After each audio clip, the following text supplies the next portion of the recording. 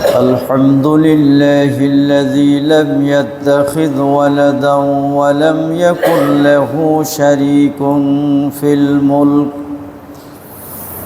ولم يكن له ولي من الذل وكبره تكبيرا فأشهد أن لا إله إلا الله وحده لا شريك له وأشهد أن محمدًا عبده ورسوله الذي أرسله بالحق بشيرًا ونذيرًا وداعيا إلى الله بإذنه وسراجا منيرا صلى الله تعالى عليه وآله وصحبه وأهل بيته أجمعين وسلم تسليما كثيرا كثيرا أما بعد فإن أصدق الحديث كتاب الله وأحسن الهدي هدي محمد صلى الله عليه وسلم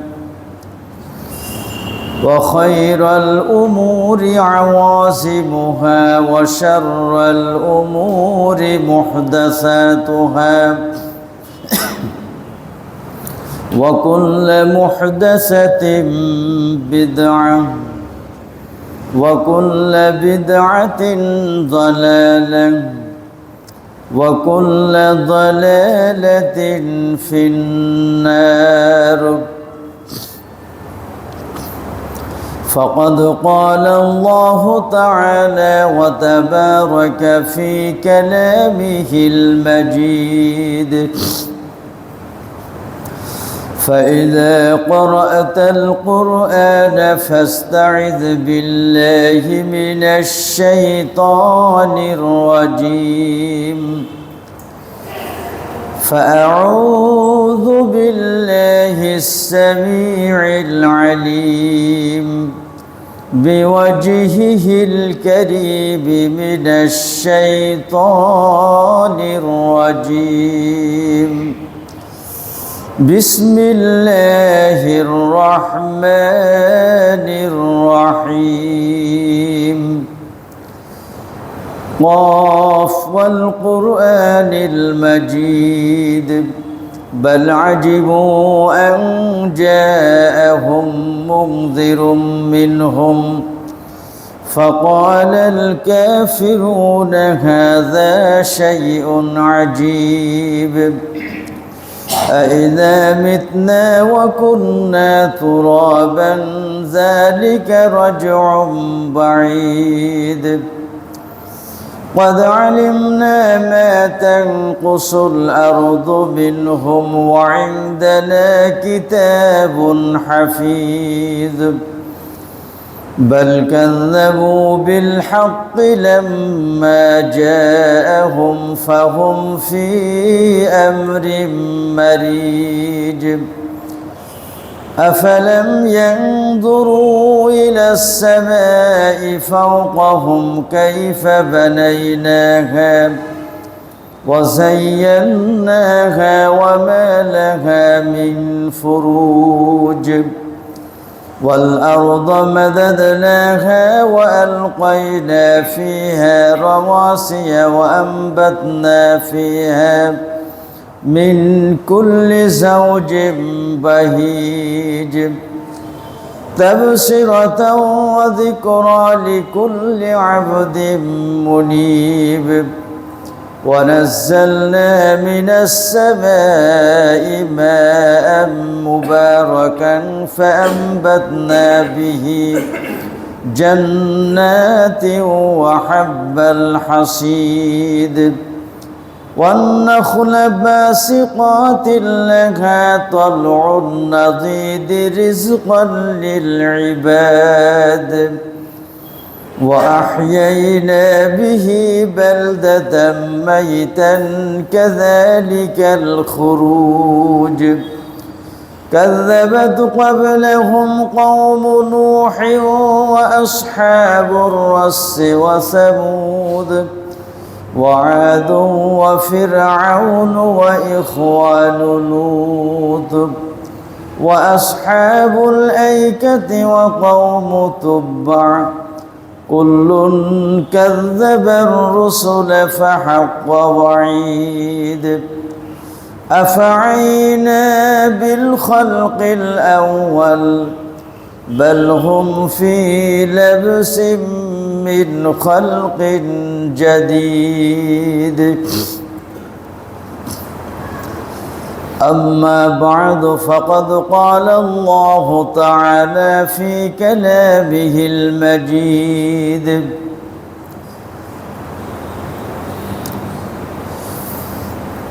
وعد الله الذين آمنوا منكم وعملوا الصالحات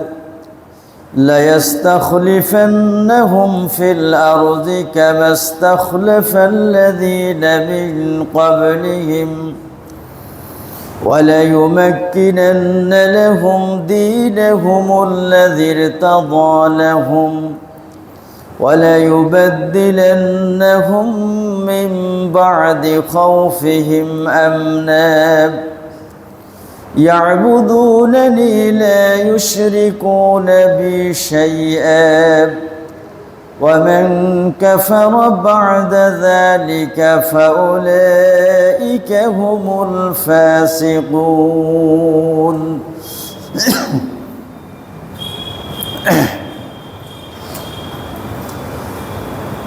সমস্ত প্রশংসা গুণগান ও স্তুতিবাদ আল্লাহ সুবহানাহু ওয়া তাআলার জন্যে, যার অশেষ মেহেরবানিতে সালাতুল জুম্মা আদায়ের জন্য মসজিদে সমবেত হওয়ার তৌফিক লাভ করেছি। আমরা সকলেই বলি আলহামদুলিল্লাহ। শতকোটি দরুদ ও সালাম বর্ষিত হোক প্রিয় নবী মুহাম্মদুর রাসূলুল্লাহ সাল্লাল্লাহু আলাইহি ওয়াসাল্লামের উপর। আল্লাহ রাব্বুল আলামিন ইরশাদ করেন, ওয়া'দাল্লাহু আল্লাযীনা আমানু মিনকুম ওয়া আমিলুস সালিহাত লা ইস্তাখলিফান্নাহুম ফিল আরদি কামা ইস্তাখলাফাল্লাযীনা মিন ক্বাবলিহিম। তোমাদের মধ্যে যারা ঈমান আনয়ন করে এবং নেক কর্মসমূহ সম্পাদন করে, আল্লাহ রাব্বুল আলামিন তাদেরকে ওয়াদা করেছেন এই মর্মে যে তিনি তাদেরকে পৃথিবীর শাসন ক্ষমতা দান করবেন, অর্থাৎ খেলাফত দান করবেন, যেমন তাদের পূর্ববর্তীদেরকে দান করেছিলেন। এবং তিনি অবশ্যই তাদের দিনকে সুদৃঢ় করবেন, যে দিনকে তিনি তাদের জন্য মনোনীত করেছেন। এবং তিনি অবশ্যই তাদেরকে ভীতির বদলে নিরাপত্তা দান করবেন। এজন্য তারা কেবল আমি আল্লাহর ইবাদত করবে এবং আমার সাথে কাউকে শরীক করবে না। এরপরেও যারা অস্বীকার করবে তারাই হবে পাপাচারী।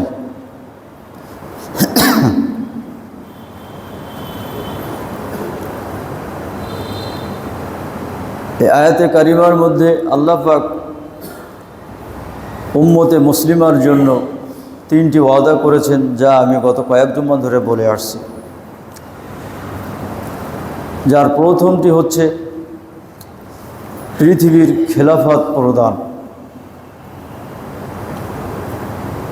দ্বিতীয় নম্বর ওয়াদা হচ্ছে ইসলামকে বিজয়ী দিন হিসাবে প্রতিষ্ঠিত করা। তৃতীয় ওয়াদা হলো ভীতির বদলে নিরাপত্তা দান করা।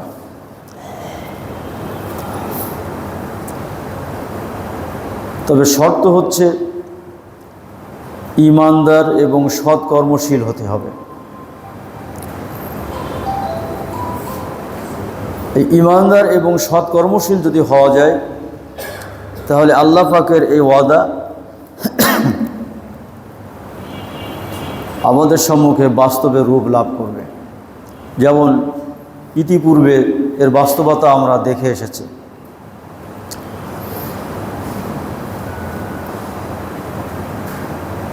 ইসলামী খেলাফত এটা এমন একটি শাসন ব্যবস্থা যার মধ্যে মানুষের রয়েছে প্রকৃত মানবাধিকার বা মানুষের ন্যায্য অধিকার, যেখানে মানুষের বাক স্বাধীনতা আছে, যেখানে মানুষের পরকালীন পাথেয় সঞ্চয়ের জন্য একেবারে সম্পূর্ণ খোলামেলা ব্যবস্থা আছে।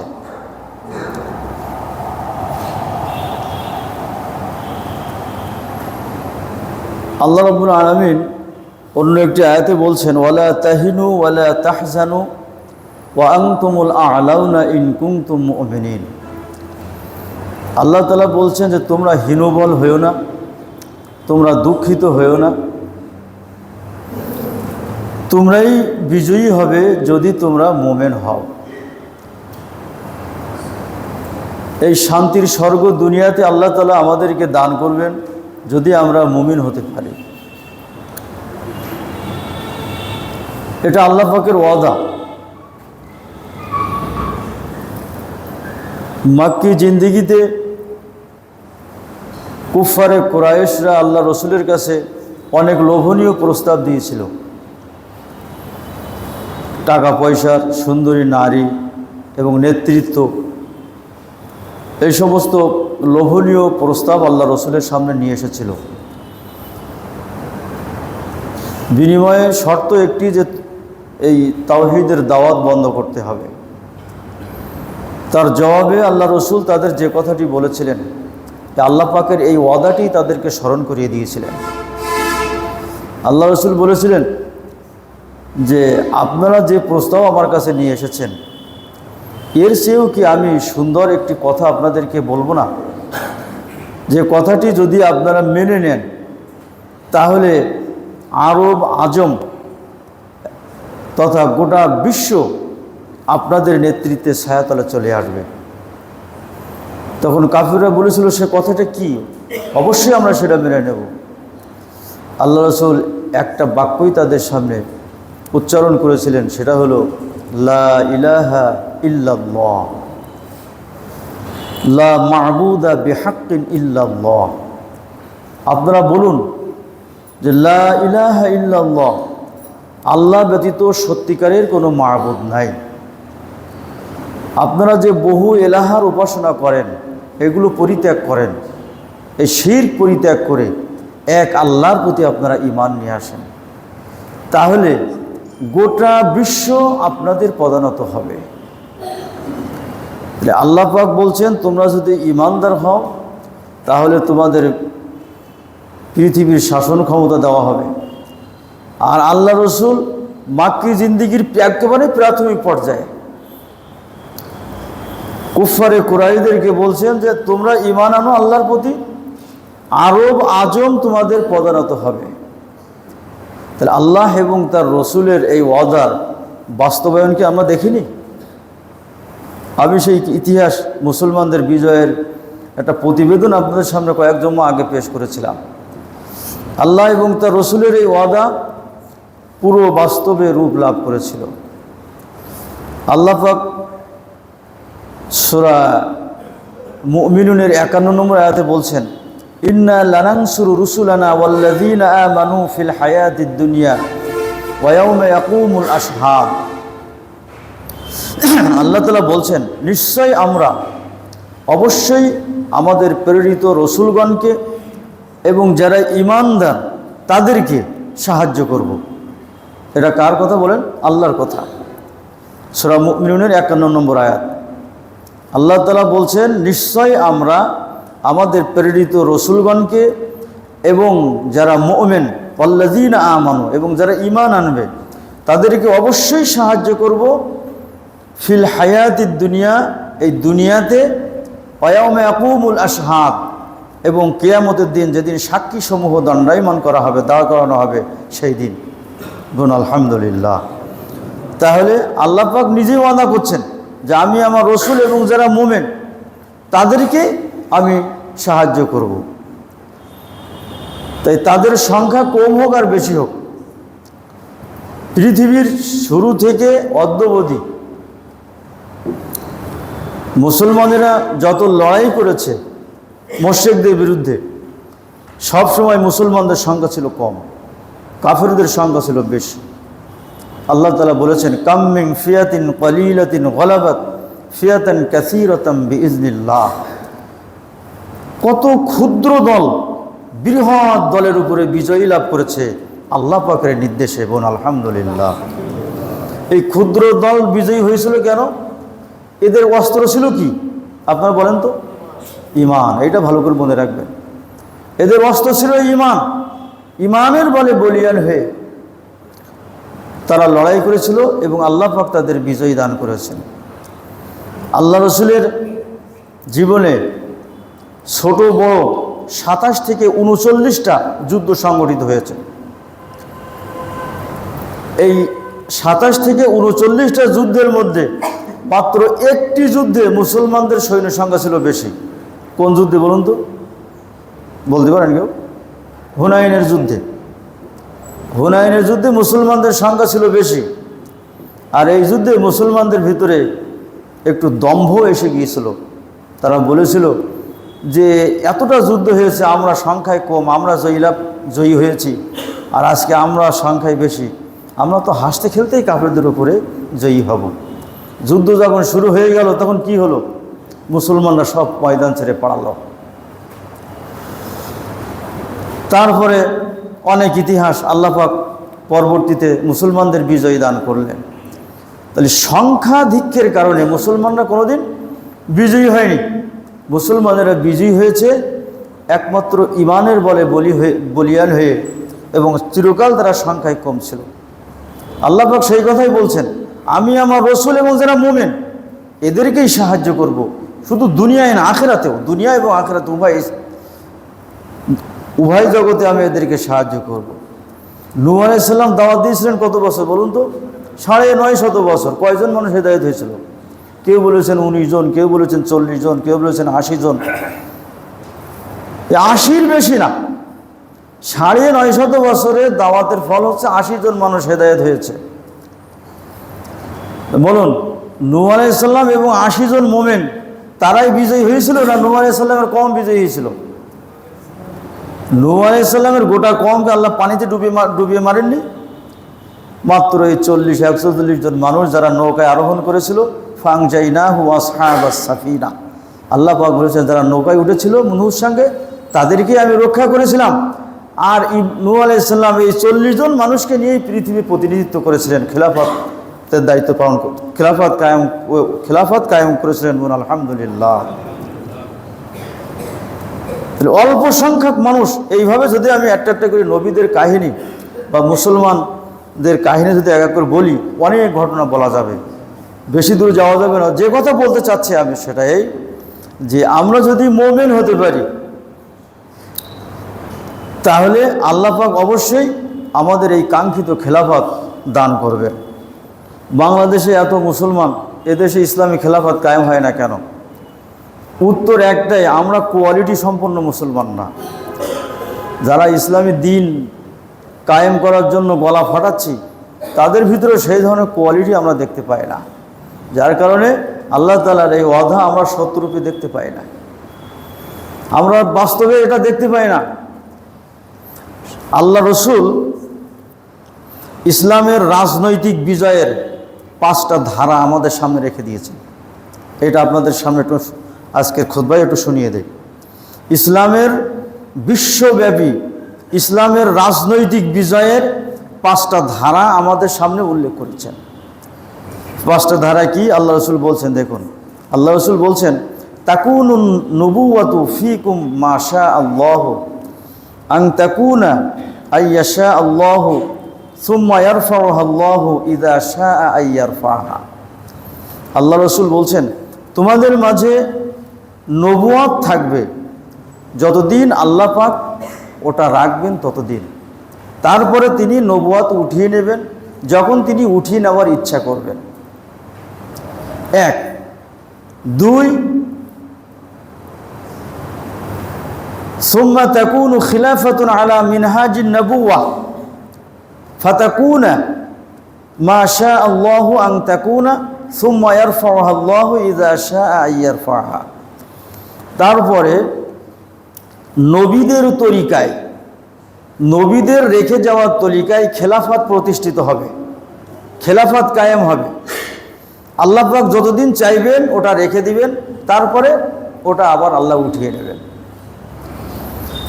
সুম্মা তাকুনু মালিকান আযযান ফায়াকুনা মা শা আল্লাহু আইয়াকুনা সুম্মা ইয়ারফাউহা আল্লাহু ইযা শাআ আইয়ারফাহা। তৃতীয় ধারায় আল্লাহ রাসূল বলছেন, তৃতীয় নম্বর ধারাটা হচ্ছে এরপরে আসবে কি, অত্যাচারী রাজা বাদশারা, অত্যাচারী রাজা বাদশাদের আগমন ঘটবে। আল্লাহ পাক যতদিন চাইবেন তাদেরকে রেখে দিবেন, তারপরে উঠিয়ে নেবেন।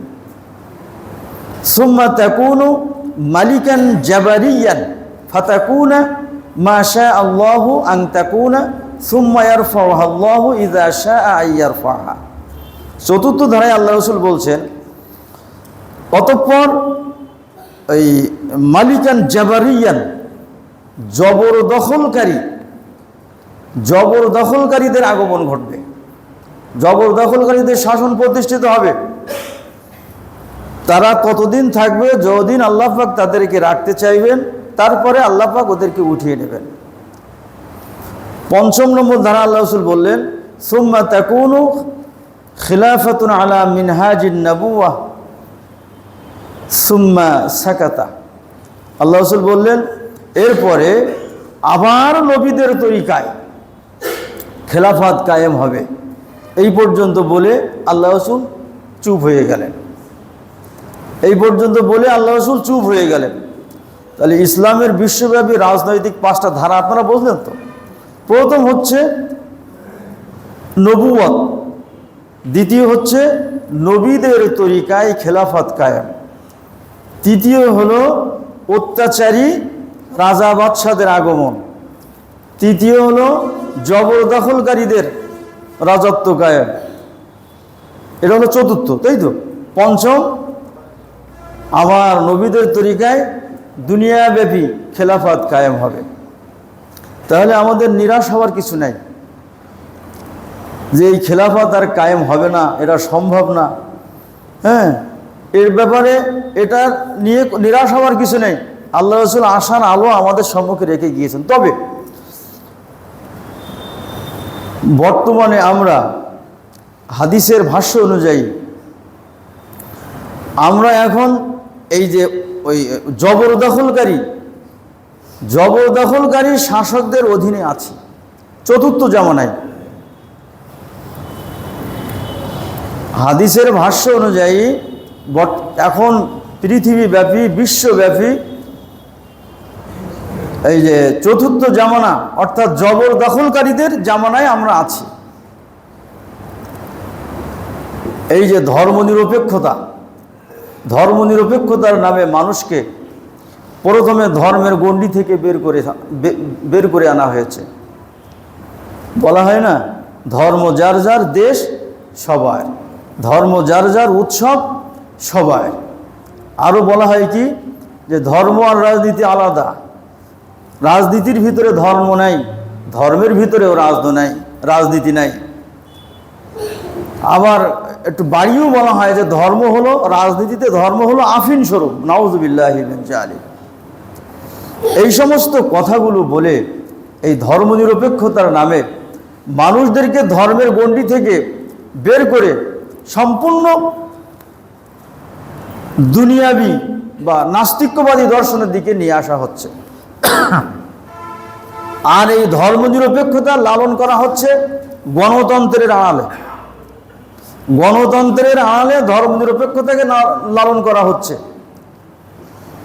এই ধর্মনিরপেক্ষতাবাদ এবং গণতন্ত্র, এই দুইটার মধ্যে সম্পর্ক কেমন জানেন?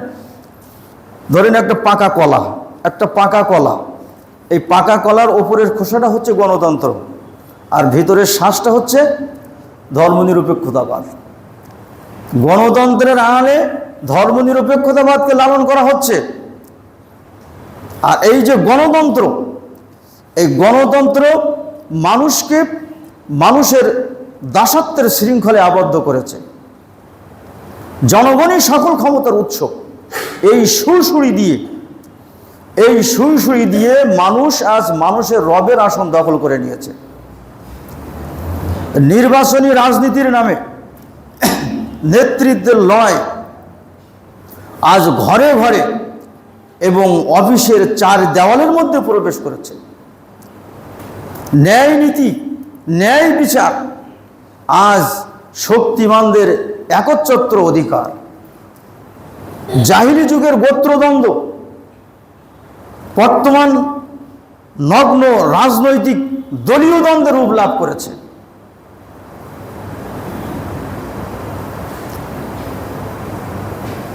বহুদলীয় গণতন্ত্রের নামে আজ ভাইয়ে ভাইয়ে লড়াই হচ্ছে, ঠিক না? পিতা পুত্রের ভিতরে দ্বন্দ্বের সৃষ্টি হয়েছে। অনেক সময় স্বামী স্ত্রীর সংসারে অশান্তি, অনেক সময় স্বামী স্ত্রীর মহব্বতে ফাটল ধরে যাচ্ছে। আপনারা বাংলাদেশে পেপার পত্রিকায় দেখেছেন কিনা, পেপারে দেখেছেন কিনা ওই জানি না, স্বামী স্ত্রী দুইজন দুই দলের প্রতীক নিয়ে তারা নির্বাচনী ময়দানে নেমেছে, নির্বাচনী লড়াই করছে, ঠিক না? ঠিক বলছি তো আমি? স্বামী এক দলের ওই প্রতীক, স্ত্রী আর এক দলের প্রতীক। স্বামী স্ত্রী দুইজন দুই মেরুতে। পিতা পুত্রের লড়াই কি দেখেছেন আপনারা নির্বাচনের ময়দানে? পিতা এক দলের প্রতীক নিয়ে লড়াই করছে, পুত্র আর এক দলের প্রতীক নিয়ে লড়াই করছে, একই নির্বাচনীয় এলাকায়, একই নির্বাচনীয় এলাকায়। স্বামী স্ত্রী, পিতা পুত্র, ভাইয়ে ভাইয়ে সব শত্রুতে পরিণত করে দিয়েছে এই তথাকথিত গণতন্ত্র।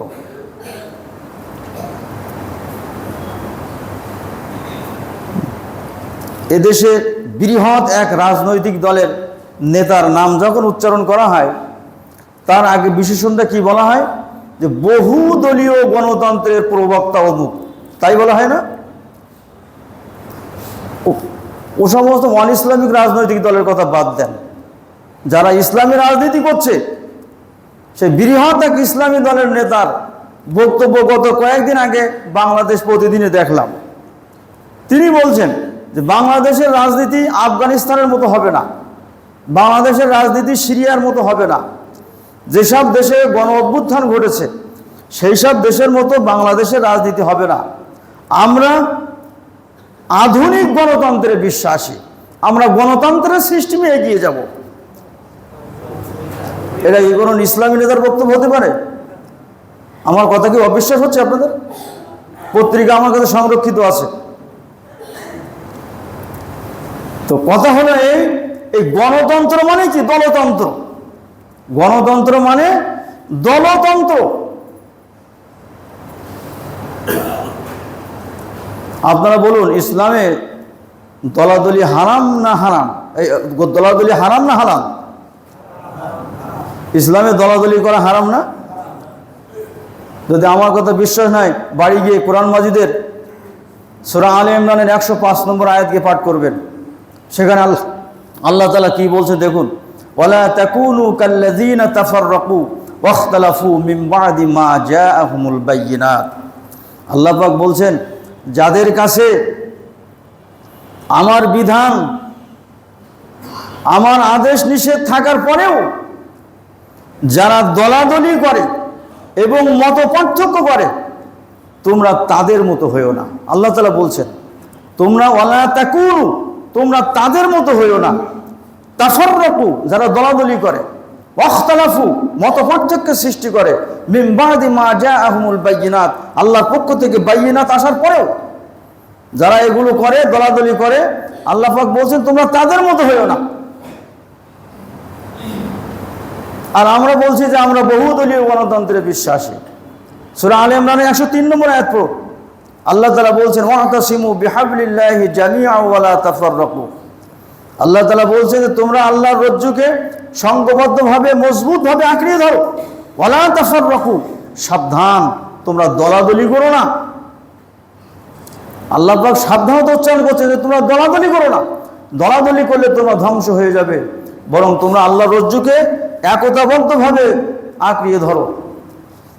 আল্লাহর রজ্জু, আল্লাহ রশি কি? সমস্ত মুফাসসিরিন ইকরাম এক কথাই বলেছেন, আল্লাহ রশি হলো কিতাব এবং সুন্নাহ। ইতিসাম বিল কিতাবি ওয়াস সুন্নাহ, কিতাব এবং সুন্নাহকে আঁকড়িয়ে ধরতে হবে। দুনিয়ার মুসলিমকে একত্রিত করার মানদণ্ড আল্লাহ তাআলা দিয়ে দিয়েছেন হাবলুল্লাহ, আল্লাহ রশি। এই রশিকে তোমরা মানদণ্ড হিসাবে সামনে রাখো। এই রশিকে কেন্দ্র করে সমস্ত মানুষকে একতাবদ্ধ হওয়ার কথা আল্লাহ তাআলা বলেছেন, দলাদলি করতে নিষেধ করেছেন। যারা দলাদলি করে, ইখতিলাফ করে, এরা মূলত আল্লাহর রশি থেকে বিচ্ছিন্ন হয়ে গেছে। আল্লাহর রশিকে এরা ছিন্ন করেছে। মুমিন কখনো দলাদলি করতে পারে না। একজন মানুষ মুমিন কি ফাসিক, এটা চেনার উপায় হলো ওইটা, যে ব্যক্তি কিতাব এবং সুন্নাহর সার্বভৌমত্ব প্রতিষ্ঠা করার জন্য চেষ্টা করে এবং কিতাব এবং সুন্নাহ অনুসরণ করার চেষ্টা করে, সেই হচ্ছে মুমিন। আল্লাহ তাআলা বলছেন না যে তোমরা যদি মুমিন হও তাহলে তোমাদের খেলাফত দান করব। মুমিনের নিদর্শন নাকি যে জীবনের সর্বক্ষেত্রে হাবলুল্লাহ, আল্লাহ রজ্জু অর্থাৎ কিতাব এবং সুন্নাহকে আঁকড়িয়ে ধরে থাকার চেষ্টা করে, সেই হচ্ছে প্রকৃত মুমিন, প্রকৃত মুমিন। আর যারা শিরকের সাথে, বেদাতের সাথে, কুফরের সাথে, বাতিলের সাথে, জাহিলিয়াতের সাথে যারা আপোষ করে, এরা কখনোই মুমিন হতে পারে না। আল্লাহ তাআলা কখনো এদের হাতে তার জিনের জিম্মাদারি তো দান করবেন না। তো যে কথা প্রথমে বলছিলাম, রসুলের হাদিসের ভবিষ্যৎবাণী অনুযায়ী এখন নামে বেনামে সারা পৃথিবীতে জবরদখলকারীদের শাসন চলছে, জালিমদের জয় জয়কার চলছে, মানবতা ভুলুণ্ঠিত হচ্ছে। পুঁজিবাদ, সমাজবাদ, সাম্রাজ্যবাদ, গণতন্ত্রের অত্যাচারে আজ মানুষ অতিষ্ঠ। তাই মানবতা আজ ব্যাকুল হয়ে চেয়ে আসে এক সর্বব্যাপী রেনেসাঁর দিকে, পূর্ণাঙ্গ সমাজ বিপ্লবের দিকে, একটি নির্ভেজাল আদর্শ এবং তার নির্ভেজাল অনুসারীদের দিকে। সেই আদর্শ আর কিছুই নয়। সেই আদর্শটা কি বলুন তো? সেই আদর্শটা হচ্ছে ইসলাম। তবে সেই ইসলাম বলতে এই প্রচলিত পপুলার ইসলাম নয়, বাতিলের সাথে আপোষকামী ইসলাম নয়, জাহিলিয়াতের সাথে আপোষকামী ইসলাম নয়, শিরকের সাথে, বেদাতের সাথে আপোষকারী ইসলাম নয়, দেশাচারের সাথে আপোষ করা ইসলাম নয়। সেই ইসলাম হচ্ছে পবিত্র কোরআন এবং সহিহ হাদিসের নির্ভেজাল ইসলাম। এই ইসলামের দিকে মানুষ চেয়ে আসে। এই ইসলামের ভিত্তিতে যদি দেশ এবং সমাজ পরিচালিত হয়, তাহলেই প্রতিষ্ঠিত হবে প্রকৃত ইসলামী সমাজ এবং মানুষের কাঙ্ক্ষিত সেই কল্যাণময় ইসলামী খেলাফত। মানুষ ফিরে পাবে তার প্রকৃত মানবাধিকার, যে ওয়াদা আল্লাহ রাব্বুল আলামিন সূরা নূরের মধ্যে, সূরা আলে ইমরানের ভিতরে এবং অন্যান্য সূরায় যে ওয়াদা আল্লাহ তাআলা মুমিনদের জন্য, আল্লাহ তাআলা মুমিনদের যে ওয়াদা ওই করেছেন, যে সমাজে যে কল্যাণময় ইসলামী খেলাফতের অধীনস্থ নাগরিকদের তাকওয়া বা আল্লাহ ভীরুতা হবে মূল চালিকা শক্তি। মূল চালিকা শক্তি হবে ওইটাই, যে সমাজে নেতৃত্ব নিয়ে কোনো লড়াই বা গণ্ডগোল থাকবে না, কোনো দ্বন্দ্ব থাকবে না। তার কারণ নেতৃত্ব চেয়ে নেওয়া ইসলামে সম্পূর্ণ নিষেধ। আজকে নেতা হওয়ার জন্য পাগল হয়ে গেছি, জনগণের কাছে ভোট নিয়ে নেতা হব, ভোটারদের সন্তুষ্টের জন্য কি না করছি, হালাল হারাম বাদ বিচার নাই। অথচ এই নেতৃত্ব চেয়ে নেওয়া, এটা সম্পূর্ণ ইসলামী শরিয়াতে নিষিদ্ধ ঘোষণা করা হয়েছে। বুখারীর হাদিস পড়ুন, আল্লাহ রসুল বলছেন, ইয়া আব্দুর রহমান বিন সামুরাতা লা তাসআলিল ইমারাতা ফাইন্নাকা ইন উতিতাহু আন মাসআলাতিন উকিলতা ইলাইহা ওয়া ইন উতিতাহা মিন গায়রি মাসআলাতিন উইনতা ইলাইহা। হে আব্দুর রহমান বিন সামুরা, তুমি নেতৃত্ব চেয়ে নিও না, তুমি নেতৃত্ব চেয়েও না। তার কারণ চাওয়ার কারণে যদি তোমাকে সেই নেতৃত্ব দেওয়া হয়, সেই ক্ষমতা, প্রশাসনিক ক্ষমতা তোমার দেওয়া হয়, তাহলে তুমি আল্লাহর সাহায্য থেকে বঞ্চিত হবে এবং ওটা তোমার জাহান্নামে যাওয়ার কারণ হবে।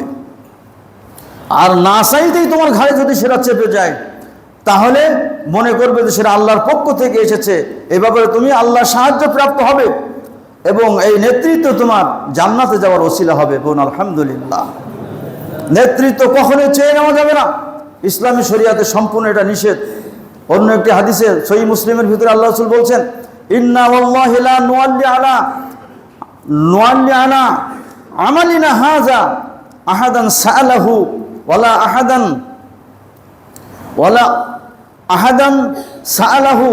আহাদান হারাসা আলাইহি ওয়া মান আরাদাহু। আল্লাহ রাসূল বলছেন, আমরা এই প্রশাসনিক দায়িত্ব এমন কোনো ব্যক্তির হাতে দেই না যে সাআলাহু, যে ওটা চায়, ওয়ালিমান হারাসা আলাইহি, এবং যে ওটার আকাঙ্ক্ষা করে, লোভ করে, ওমান আরাদাহু, অথবা যে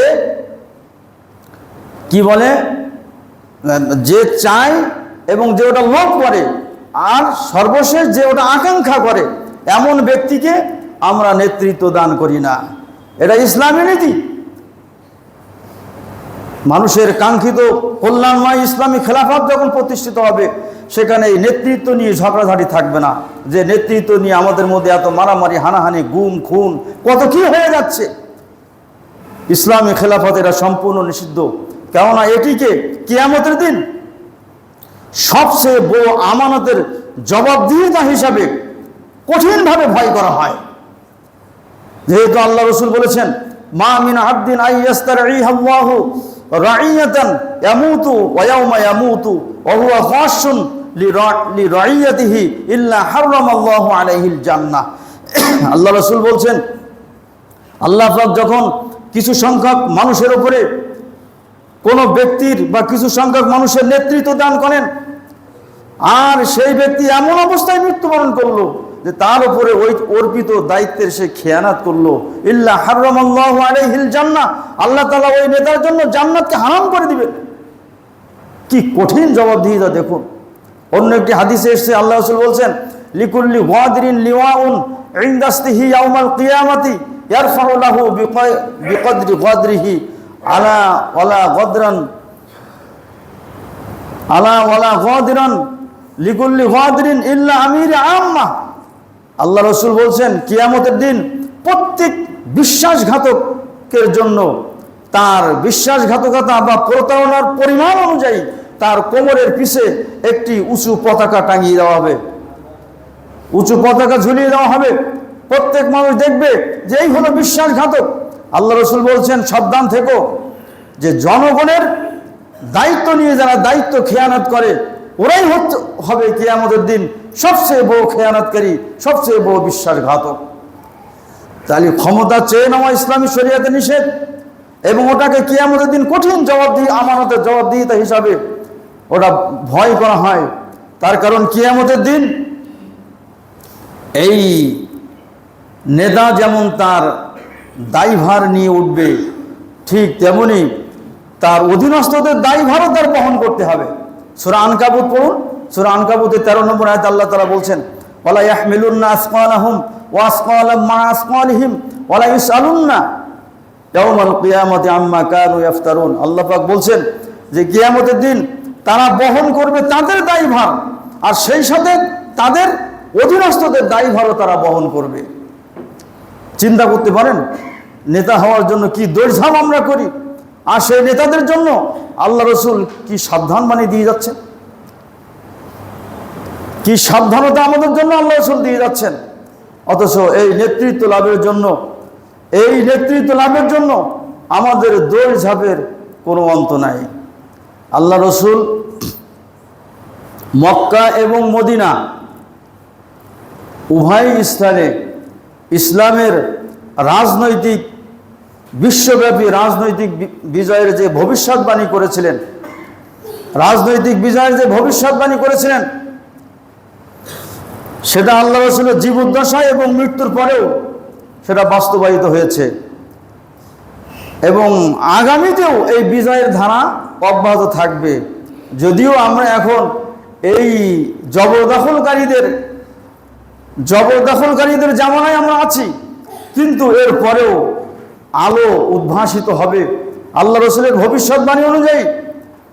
আল্লাহ রসুল বলেছেন যে কিয়ামত পর্যন্ত এই পৃথিবীতে 12 জন ন্যায়পরায়ণ খলিফার আবির্ভাব ঘটবে। বলুন আলহামদুলিল্লাহ। ন্যায়পরায়ণ খলিফার আবির্ভাব ঘটবে 12 জন।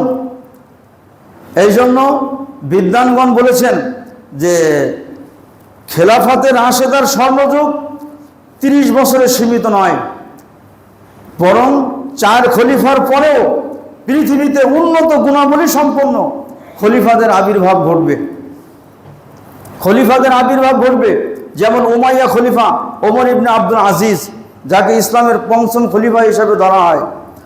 এরপরে আব্বাসীয় খলিফা হারুনুর রশিদ, এইরকম তাদের মতো আরো অনেক খলিফা ইতিপূর্বে গুজরে গিয়েছেন। সর্বশেষ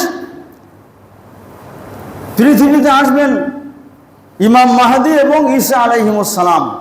তাদের মাধ্যমে গোটা বিশ্ব ইসলামের ছায়াতলে এসে যাবে। একটা কুঁড়ে ঘর, একটা মাটির ঘর, একটা পশমের ঘর বাকি থাকবে না যেখানে আল্লাহর দ্বীন যেখানে পৌঁছিয়ে যাবে না। এর মাঝখানে যে সময়টুকু এই যে জবরদখলকারীদের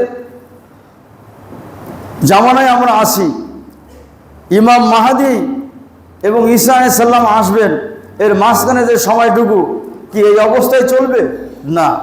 আল্লাহ তাআলার ওয়াদা অনুযায়ী আল্লাহ পাক যে শর্ত দিয়েছেন, মানুষ যদি সেই কোয়ালিটি অর্জন করতে পারে, তাহলে বিশ্বব্যাপী অথবা পৃথিবীর কোনো জায়গায় আল্লাহ রাব্বুল আলামিন এই ইসলামী খেলাফত তিনি আমাদেরকে দান করতে পারেন। তবে বর্তমান যে নির্বাচন নীতি, এই নির্বাচন নীতিতে কখনোই জাতি যোগ্য নেতৃত্ব লাভ করতে পারবে না, কখনোই পারবে না। একটা কথা জেনে রাখুন, ইসলামের নামে হোক আর অনিসলামের নামে হোক, দলীয় সরকার কখনোই নিরপেক্ষ প্রশাসন উপহার দিতে সক্ষম নয়, কখনোই পারবে না। এই জন্য ইসলামে দলাদলি করা সম্পূর্ণ নিষিদ্ধ। ইসলাম নেতা নির্বাচনের জন্য 4টি মৌলিক নীতি আমাদের সামনে রেখে দিয়েছেন। এই 4টি মৌলিক নীতি যদি আমরা অনুসরণ করতে পারি, তাহলেই আল্লাহ পাক আমাদের সামনে যোগ্য নেতৃত্ব দান করবেন। ব্যাখ্যা করার সময় শুধু বলে দেয়, আগামী জুমায় ব্যাখ্যা করব। 4টি মৌলিক নীতির প্রথমটা হচ্ছে এই যে নেতা নির্বাচনের নীতি হচ্ছে অল্প সংখ্যক বিচক্ষণ পরেজগার ব্যক্তিগণের নিরপেক্ষ পরামর্শের ভিত্তিতে নেতা নির্বাচিত হবেন এবং সকলেই সেটা মেনে নেবেন। এই পদ্ধতিতে যদি নেতা নির্বাচিত হয়, তাহলে যোগ্য এবং পরেজগার ব্যক্তিরাই নেতা নির্বাচিত হবেন। একজন বিচক্ষণ ব্যক্তি কি একজন অযোগ্য ব্যক্তিকে নেতা বানাবেন? একজন আল্লাহ ভীরু ব্যক্তি কি একজন ফাসেককে নেতা বানাবেন? নিশ্চয়ই বানাবেন না। এই জন্য ইসলামের নির্বাচন নীতি হচ্ছে অল্প সংখ্যক বিচক্ষণ, যোগ্য এবং পরেজগার ব্যক্তির মাধ্যমে, সুচিন্তিত মতামতের মাধ্যমে নেতা নির্বাচিত হবে, যারা মজলিসে শরিয়ার সিদ্ধান্ত হবে। এর ব্যাখ্যা আগামী জুমায় দেব। দ্বিতীয় মূলনীতি হচ্ছে এই যে ইসলামী খেলাফতে নেতৃত্ব চেয়ে নেওয়া সম্পূর্ণ নিষিদ্ধ। ভালো করে মনে রাখবেন, নেতৃত্ব চেয়ে নেওয়া সম্পূর্ণ নিষিদ্ধ, যা আমি একটু আগে 2-3টা হাদিস আপনাদের সামনে শুনলাম। এর দ্বারা কি হবে?